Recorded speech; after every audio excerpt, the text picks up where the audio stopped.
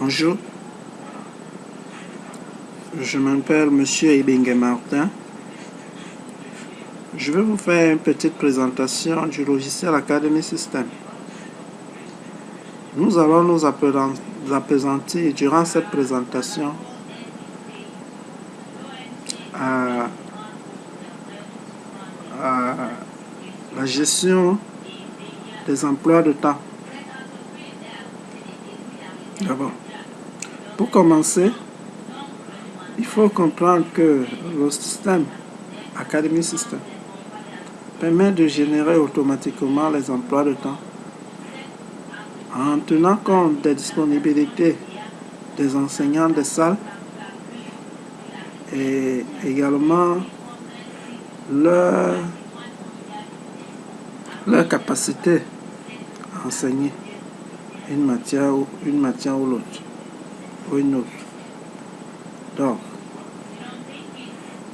pour générer ces emplois de temps, il faut au préalable commencer par créer les différentes matières enseignées dans chaque classe. Donc les différentes matières enseignées dans l'établissement. Cela se fait à partir du module études grâce au menu type de matière. Nous allons voir rapidement type de matière. Donc, avant d'abord les différents types de matières. Il y a les matières scientifiques, il y a les matières économiques, il y a les matières de gestion, il y a les matières littéraires. Donc nous créons tout ceci au départ. Ensuite, nous allons donc créer les matières enseignées à l'établissement. Création des matières. Voilà. Nous sommes là dans la fenêtre des différentes matières, de création des matières. Nous avons la matière allemand, le nom, l'abréviation, type. Donc, nous venons pour ajouter une matière. Mettons le nom là, l'abréviation, type.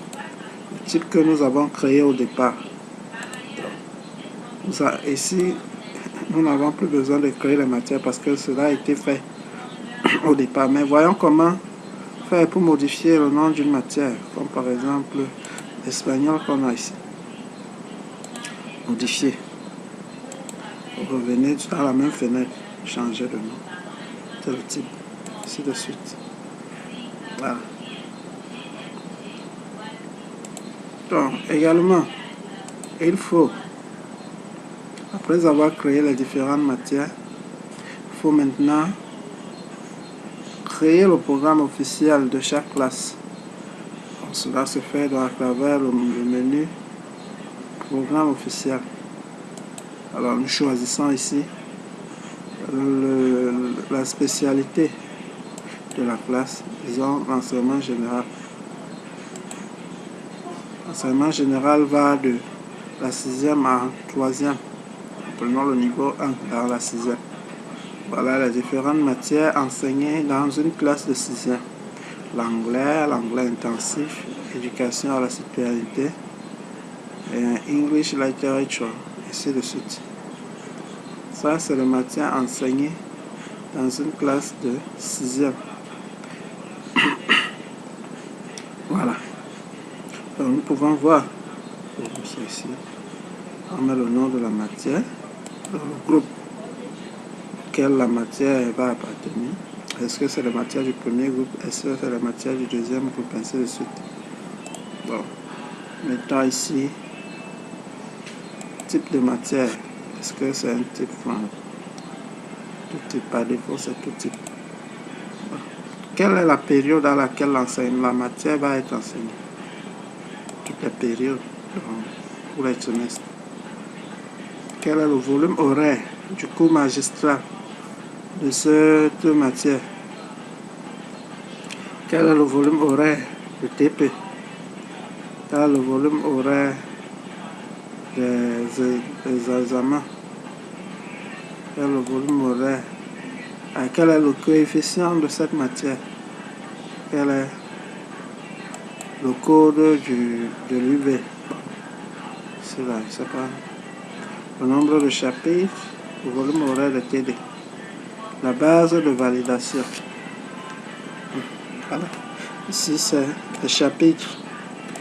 On peut ajouter les chapitres, leçon 1. Par exemple, comme nous sommes en anglais, nous pouvons voir et body, knowledge of body, voilà, quelque chose comme ça. C'est un titre, c'est un titre que nous utilisons en troisième. Voilà. Voilà à peu près comment on crée le programme officiel. Donc, chaque matière avec son coefficient, le nombre de chapitres, ainsi de suite. Bon, toutes ces informations-ci ne sont pas des informations qui empêcheraient que ne sont pas obligatoires. Donc, si vous avez ces informations, ceci vous permet de gérer l'évolution des cours, de voir au quotidien à quel niveau est-ce qu'on se situe dans l'évolution d'enseignement de cours. Donc, voilà un peu près. Mais sinon, ces informations ne sont pas obligatoires. Vous pouvez, si vous n'avez pas ces informations-là, continuer. Mais surtout, ce qui est obligatoire, c'est le coefficient. Parce qu'il faut renseigner le coefficient de la matière. Chaque matière. Voilà. Donc, nous passons maintenant à la gestion des enseignants. Il faut créer les enseignants. Donc, gestion des enseignants. Voilà. Nous créons tous les différents enseignants et les matières qui peuvent enseigner. Les matières qui peuvent enseigner. Nous renseignons également la disponibilité. Bon, ici, nous avions déjà créé des enseignants, mais nous allons voir comment ça se fait concrètement. Pour ajouter un enseignant, on clique dessus, on clique sur ajouter. Là maintenant, nous donnons le nom, le prénom, la date de naissance, le lieu de naissance, le pays d'origine, la nationalité, la photo de l'enseignant ici. Cliquez là. Vous allez sélectionner une photo dans la machine. Ou bien vous cliquez là pour vous connecter soit au scanner, soit à un appareil photo. Voilà, une source. Renseignons le sexe. Renseignons toutes ces informations-là, nous les renseignons. Celles qu'on a, on renseigne. Celles qu'on n'a pas, on ne renseigne pas. Mais il y a des informations obligatoires. Le nom, par exemple, le sexe, par exemple, le titre. Voilà, voilà un peu. Maintenant ici, nous devons dire quelles sont les matières que cet enseignant est capable de dispenser. Donc, nous cliquons ici pour ajouter.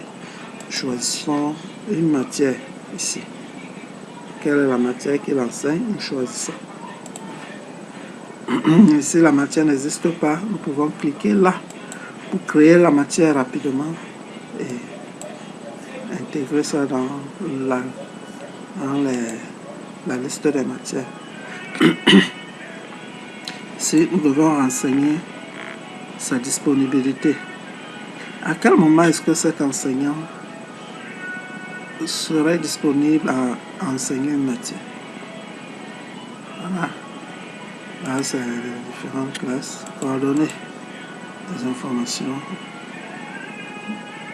les coordonnées de l'enseignant, le salaire, quel est son statut? C'est un contractuel, c'est un fonctionnaire, c'est un missionnaire, un permanent, un vacataire, ainsi de suite. Ceci nous permet de gérer les vacations et les vacations, oui. Salaire de base, le taux horaire applicable. Nous reviendrons sur ces informations plus en détail quand nous allons voir la gestion des taux horaires, tout ça. Voilà. Essayons de modifier un enseignant, Edima par exemple. Voilà les informations. Le système génère automatiquement son matricule. Edima, nous renseignons le nom. Le prénom n'est pas obligatoire. La date de naissance non plus. On enseigne le pays, le texte, le titre. Et ici, nous avons, c'est un enseignant qui enseigne l'éducation à la citoyenneté et la moralité en histoire et géographie. Ces disponibilités, c'est pas obligatoire. Les classes, on n'a pas besoin de renseigner quoi que ce soit ici, puisque quand on va créer les programmes de classe, cela va venir ici. Les coordonnées ne sont pas obligatoires, le salaire non plus. Voilà. Voilà comment créons donc les enseignants en les associant à des matières et en indiquant leur disponibilité. Cela permettrait de générer des emplois de temps plus tard. Donc, nous allons maintenant voir comment on crée donc les programmes de chaque classe. Programme de classe.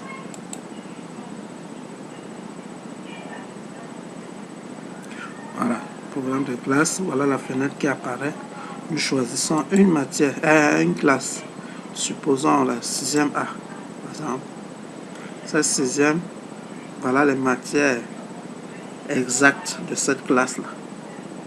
L'anglais, l'éducation à la citoyenneté, l'étude de thèse et langue française, histoire et géographie, langue et culture du Cameroun, orthographe, rédaction, informatique, mathématiques, sciences, éducation physique, sportive, orientation scolaire, travail manuel. Et voilà la liste des enseignants. Voilà les enseignants de chaque matière. Le professeur principal, c'est pas encore enseigné. Bon, voyons concrètement comment ça se fait. Ajouter une matière à un enseignant. Nous choisissons une matière. Anglais intensif. Manual labor. Manual labor.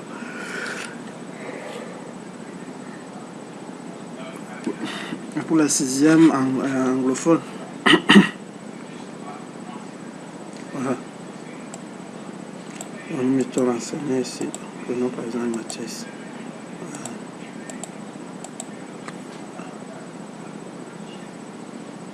Vous voyez, avoir les différents enseignants de cette matière.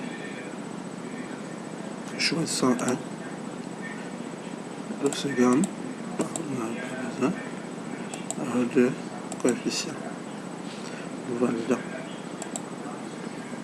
Donc, voilà comment on crée donc le programme de chaque classe. Si par exemple nous avons créé le programme d'une classe et que ce programme correspond à peu près à une autre classe, nous allons juste importer le programme de la classe de 6e A que nous avons créé. On peut l'envoyer, le programme de la 6e B, par exemple, pouvons décider qu'ils auront le même programme. Alors à ce moment, nous importons tout ça. Nous n'avons pas besoin de ça maintenant. Je vous montre juste. On a aussi la possibilité de créer directement ici. Donc, nous donnons le nom de la matière. Par exemple, le code de livre est optionnel, non? Groupe. Vous voyez? Groupe 1, par exemple. L'ordre, coefficient, nombre de chapitres, notes éliminatoires, le crédit, base de validation, quelles sont les périodes, toutes les périodes d'enseignant, et nous enregistrons la nouvelle matière à peu près.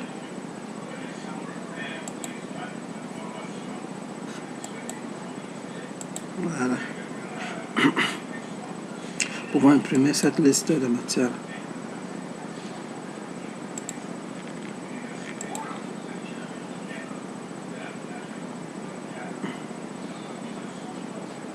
Vous voyez. Programme de classe. Le programme de la classe, c'est ça. Matière. L'enseignant. Voilà.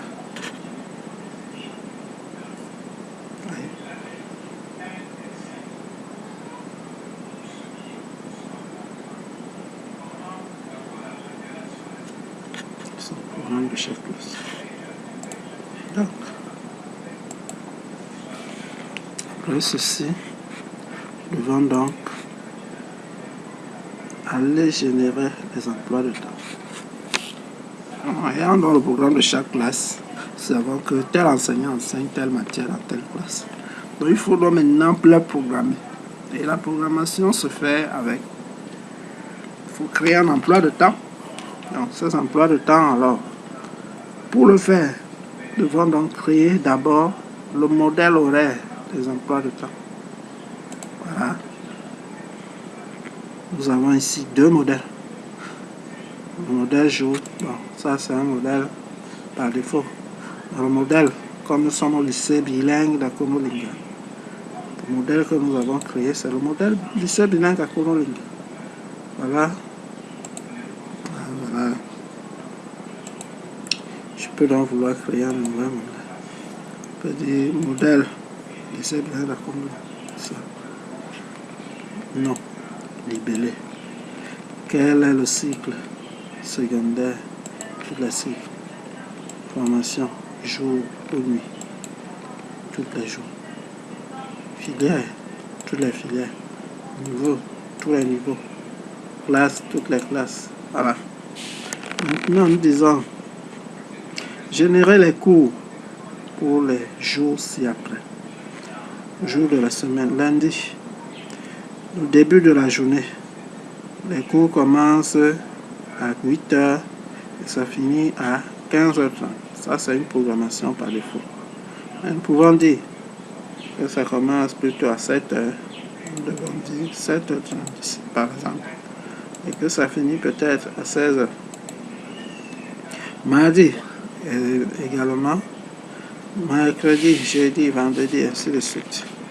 Maintenant, ici, nous devons dire une unité horaire correspond à combien de minutes? Généralement, c'est 55 minutes. Donc, une unité horaire, 55 minutes. Ça dépend de chaque établissement. On choisira donc la correspondance. Nous avons la première pause. C'est à quelle heure? La première pause, c'est à 10h15. Non, 10h45. De 10h45 à 11h. Deuxième pause, 12h50 à 13h. Et quand nous enregistrons là, le modèle est créé. Et ce modèle, donc, nous pourrons donc l'utiliser pour créer notre emploi de temps. Donc, nous revenons là. Maintenant, après avoir créé le modèle, nous devons créer la période de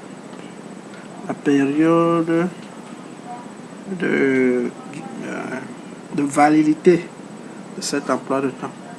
Ici, nous avons déjà créé une période qui va du 5 septembre au 31 juillet. On peut créer plusieurs modèles. Mais généralement, les écoles, les lycées, les collèges ont une période qui est vraiment fixe. Parce que les emplois de temps ne varient pas, ne changent pas. Mais par contre, dans les centres de formation ou bien même dans les instituts universitaires, les emplois de temps ont toujours tendance à être modifiés régulièrement pour programmer une matière pendant une période, ainsi de suite. Donc, on a créé la période, c'est la même chose. On dit type année, type mois, type semaine, ainsi de suite. Disons, on donne le nom là, début, fin, actif, oui, remarque. Donc voilà à peu près. Après avoir donc créé la période, nous devons générer automatiquement l'emploi de temps. Donc, nous choisissons une classe, par exemple, 6e. Choisissons le modèle que nous avons créé. Par exemple ici. Directement, voilà. Ce qu'on avait défini dans le modèle. Lundi, on a cours de 7h30 à 15h30. Mardi, 7h30 à 15h30. La première pause. 10h15, 10h30, 12h30, 12h45. Nombre d'unités horaires pour un cours automatique. Nombre de fois que cette matière va être programmée, automatique également. Nous disons à au système de vérifier les volumes horaires. Bon, ça c'est pas... Disons également de vérifier les disponibilités. Et nous choisissons maintenant la période. Quand nous avons choisi la période, nous cliquons sur générer. Bon, nous n'allons pas générer là, parce que ça a déjà été fait. Ne pas créer. Donc, quand c'est généré, nous pouvons donc revenir sur l'état, l'espace état, pour voir ce qu'on a généré. Prenons la 6e A, c'était la 6e A.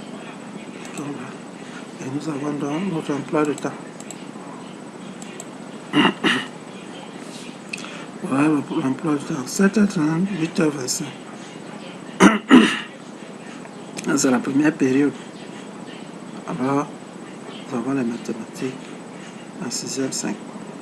Monsieur Tafan Chen, EPS, informatique.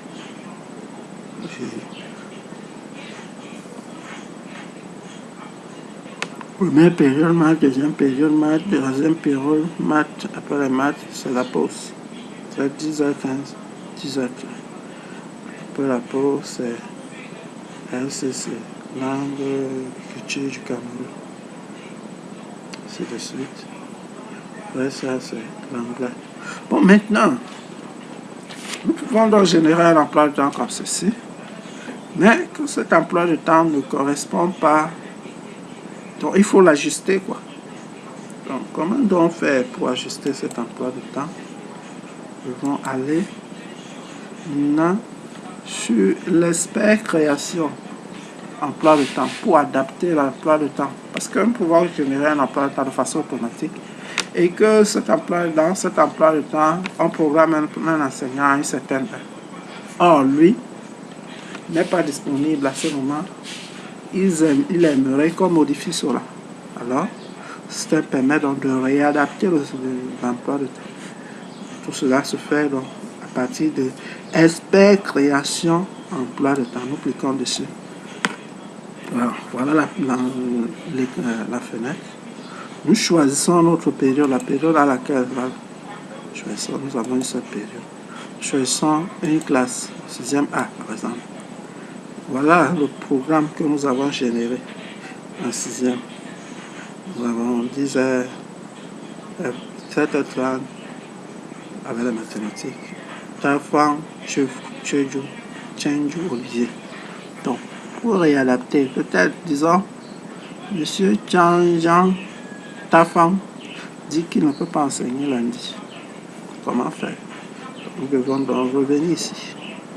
Changeons. Nous devons d'abord cliquer sur modifier. Modifier. Voilà. Nous devons donc modifier l'enseignant. C'est la mathématique. C'est M. Tafan Nidou. Nous devons choisir un autre enseignant. Disons Eboubé Kolo. Là, ça change directement. Eboubé Kolo. C'est Eboubé Kolo qui a commencé. Là, nous devons le mettre partout. Eboubé Kolo.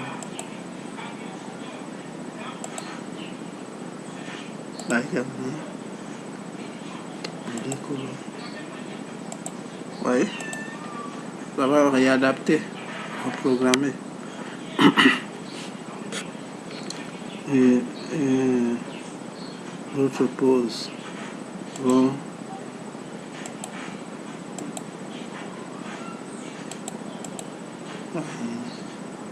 L'agriculture. Programmer ça. Donc voilà à peu près comment ça se fait. Donc progressivement, nous réadaptons. Comme ici c'est vide, il n'y a pas de matière. Nous pouvons vouloir programmer une matière là. Donc nous allons programmer par exemple la matière sciences, disons. Sciences. Sciences. Et quels sont les enseignants? Nous avons un seul enseignant qui dispense cette matière. Alors, il est là. Voyez. Vraiment ici, ainsi de suite, ainsi de suite. Voilà à peu près. On va programmer un TD. Un TP. Voilà. Science.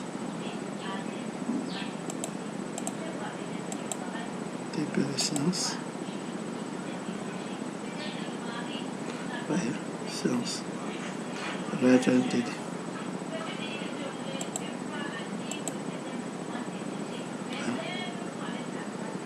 Ensuite, nous avons donc fini de reprogrammer. Nous devons donc cliquer sur générer. Voyez maintenant.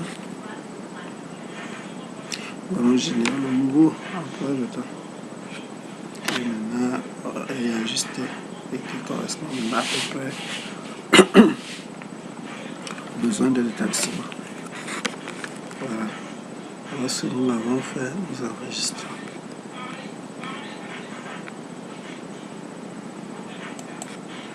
Voilà à peu près. Maintenant, après cela, nous pouvons donc imprimer notre emploi de temps. Mais autre chose là.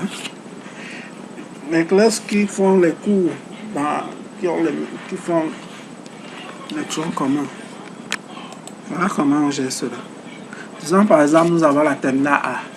Et dans la terminale A là, nous avons la terminale allemand et la terminale espagnole. La terminale allemand et espagnol, ils ont les mêmes matières.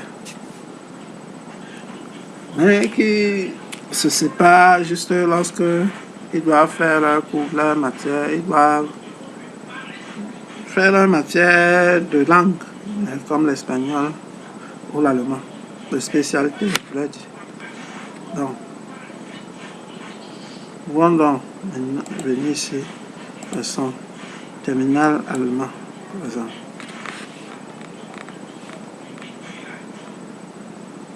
Terminal allemand, nous disons, on va licher d'abord.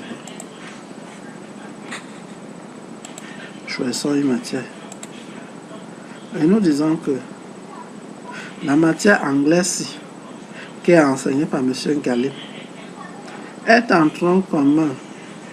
Donc, comme c'est la terminale allemand, va enseigner cette matière aussi également la terminale espagnole. Voyez, là directement nous avons la terminale allemand qui est associée à la terminale espagnole. Voilà. La matière travail manuel, nous pouvons dire que c'est aussi une matière que le terminal espagnol font au même moment. Également, ici, même chose. Là également, les mathématiques. Le terminal allemand fait cette matière avec tout ça. C'est les matières de tronc commun, les associons. Et nous générons. On a un emploi de temps qui est terminal allemand, terminal espagnol, qui font le même cours au même moment. Mais ce qui est des matières, ils vont se séparer quand ils devront donc faire cette matière. Voilà à peu près comment ça se gère. Quand on a fait tout ça, on génère. L'emploi de temps est disponible. Voilà. Bonne journée et merci pour votre attention.